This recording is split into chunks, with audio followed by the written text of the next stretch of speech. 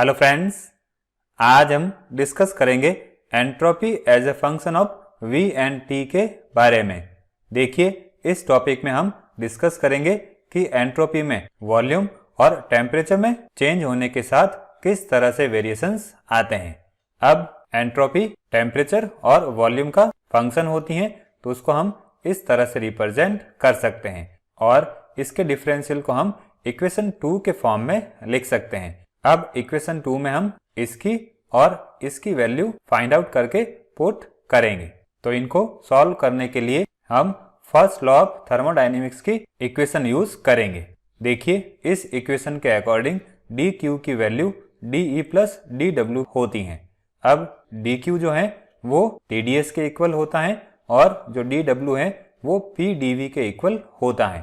तो ये दोनों वैल्यूज हम यहाँ पुट कर देंगे। अब इस इक्वेशन को हम दोनों साइड से t से डिवाइड करेंगे तो हमारे पास इक्वेशन नंबर 3 आ जाएगी। इक्वेशन 3 को हम फंडामेंटल इक्वेशन ऑफ थर्मोडायनेमिक्स कहते हैं।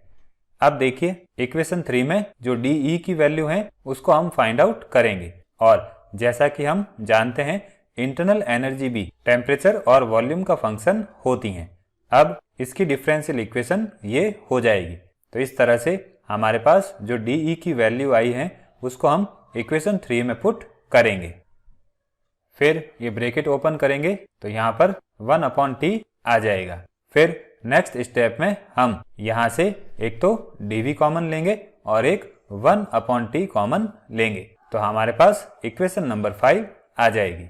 अब इसके बाद हम इक्वेशन 2 और इक्वेशन 5 को कंपेयर करेंगे। तो इक्वेशन 2 की ये वैल्यू इसके इक्वल आती है और इक्वेशन 2 की ये वैल्यू इस वैल्यू के इक्वल आती है। अब देखिए, यहाँ पर हमने कांस्टेंट वॉल्यूम पर इंटरनल एनर्जी में टेम्परेचर के साथ वेरिएशन रिप्रेजेंट किया है। तो अगर इस वैल्यू को देखें तो ये CV के इक्वल होती हैं।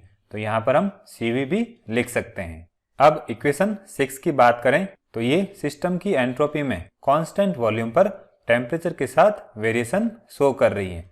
अब इक्वेशन 6 में जो CV है उसकी वैल्यू पॉजिटिव होती है, तो हम कह सकते हैं ये वैल्यू भी पॉजिटिव होगी। अब इससे ये कंक्लूजन निकलता है कि कांस्टेंट वॉल्यूम पर अगर टेम्परेचर इंक्रीज किया जाता है तो सिस्टम की एंट्रोपी भी इंक्रीज होती है और कांस्टेंट वॉल्यूम पर टेम्परेचर के फाइनाइट चेंज के लिए एंट्रोपी को हम इस इक्वेशन से रिप्रेजेंट कर सकते हैं। इसी तरह से इक्वेशन 7 की बात करें तो वो कांस्टेंट टेम्परेचर पर सिस्टम की एंट्रोपी में वॉल्यूम के साथ होने वाले चेंज को रिप्रेजेंट कर रही है। अब इक्वेशन 7 को हम सिंप्लीफाइड करेंगे, मींस उसको और सॉल्व करेंगे। इसके लिए हम इक्वेशन 6 को कांस्टेंट टेम्परेचर पर वॉल्यूम के साथ डिफरेंशिएट करेंगे। तो इससे हमारे पास इक्वेशन नंबर 9 आ जाएगी। इसके बाद हम इक्वेशन 7 को कांस्टेंट वॉल्यूम पर टेम्परेचर के साथ डिफरेंशिएट करेंगे और जब इसको सॉल्व करते हैं तो हमारे पास इक्वेशन नंबर 10 आ जाएगी। अब एंट्रोपी की बात करें तो वो एक स्टेट फंक्शन होती हैं और अगर हम यहाँ पर आयलर कंडीशन एप्लीकेबल करें तो उस केस में हम इन दोनों वैल्यूज को कंपेयर करेंगे, मीन्स हम इस वैल्यू और इस वैल्यू को कंपेयर करेंगे। तो जब हम इक्वेशन 9 और इक्वेशन 10 को कंपेयर करते हैं तो हमारे पास ये इक्वेशन आती है। अब यहाँ पर E है और यहाँ भी E है, तो हम कह सकते हैं इंटरनल एनर्जी भी एक तरह की स्टेट फंक्शन होती है। तो हम इस एक्सप्रेशन को इस फॉर्म में भी लिख सकते हैं। अब इस वैल्यू को हम इधर शिफ्ट कर देंगे और फिर ये t इस t से कैंसिल हो जाएगा। तो इस तरह से हमारे पास इक्वेशन नंबर 11 आ जाएगी। अब इक्वेशन 11 थर्मोडायनेमिक्स की एक इम्पोर्टेंट एक्सप्रेशन होती है जिसको हम थर्मोडायनेमिक इक्वेशन ऑफ स्टेट कहते हैं और ये इक्वेशन स्टेट के कई सारे वेरिएबल्स को एक दूसरे के साथ रिलेट करती हैं, जैसे इंटरनल एनर्जी, वॉल्यूम, प्रेशर और टेम्परेचर।